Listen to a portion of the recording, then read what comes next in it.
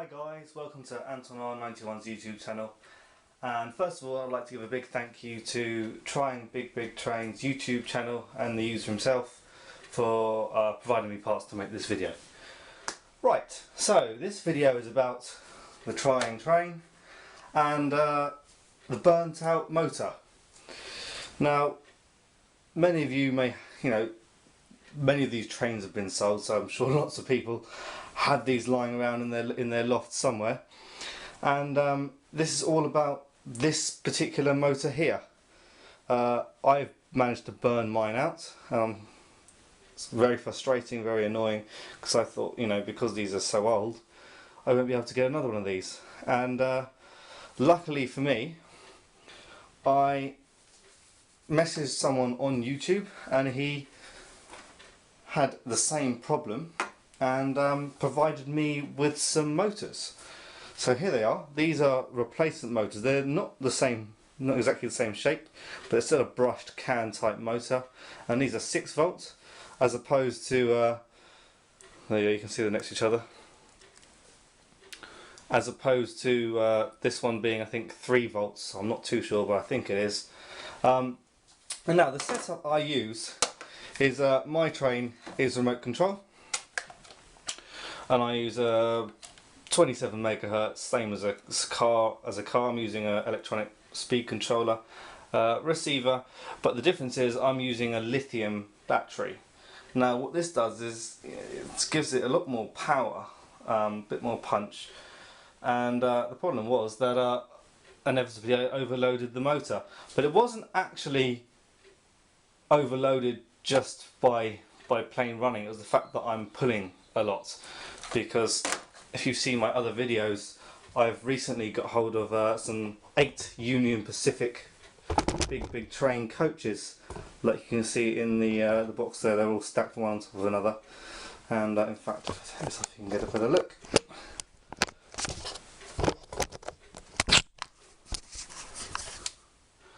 There you go. So I have 8 of those now, and it was never designed to pull so many.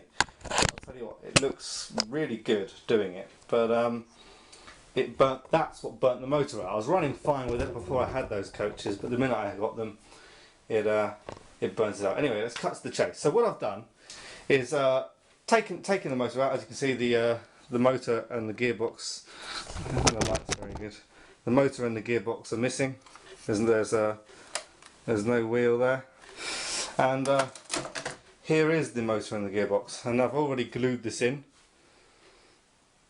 There you can see it,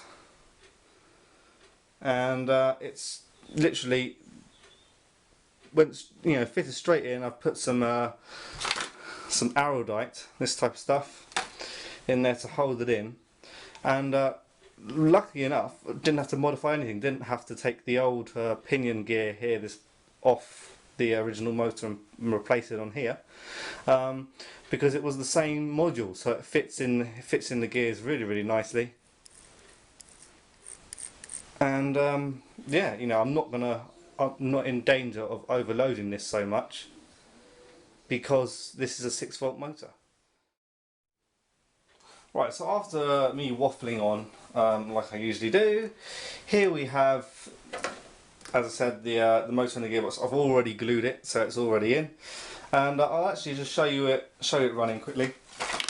It may need a bit of oiling, greasing even. It may need a slight play around with, but it runs and it works. And here we go. We'll just connect this one up.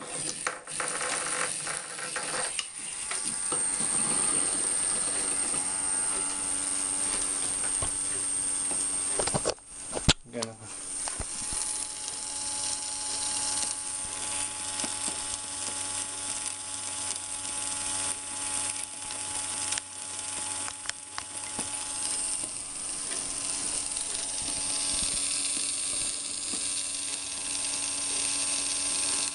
There we go. It runs perfectly, really.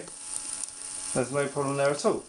So that is now ready to drop back in the loco, and it literally just, you prise the bogie the bogies apart, there, the side frames, and it just clips in, and it's as easy as that. But the main thing is that it's doable. You know, you don't have to go and buy a whole new bogie, and I'm sure if you do manage to find one of these, someone will be selling it for a ridiculous price. Let's just unplug this.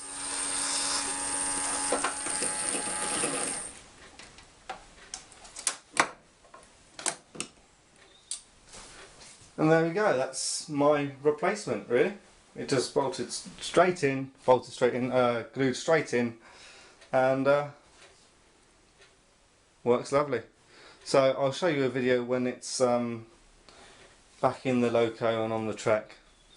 And you know, yes, I'm going to have a bit more of a battery drain with this motor being a higher voltage, but I'm also going to have a bit more power and torque there.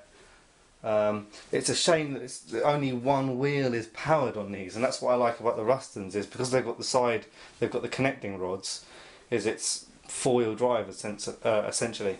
So what I'm considering doing is buying a second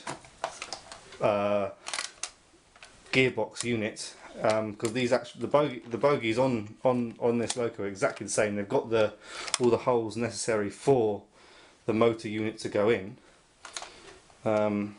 So I could just drop another motor unit in that side as well, and have two-wheel drive instead of sort of one-wheel drive or one-axle drive, which would, you know, be double the power again.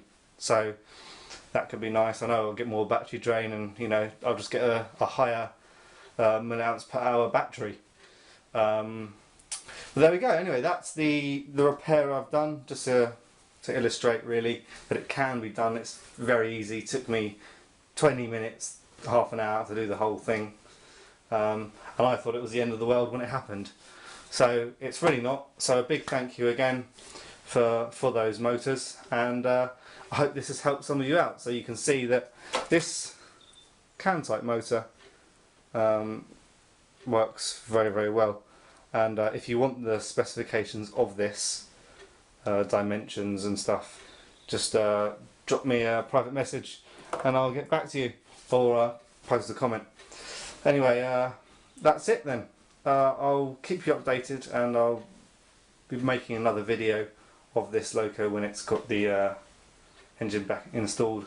And yeah, thanks for watching guys. Please stay tuned, comment, like and subscribe to my channel, and thank you very much.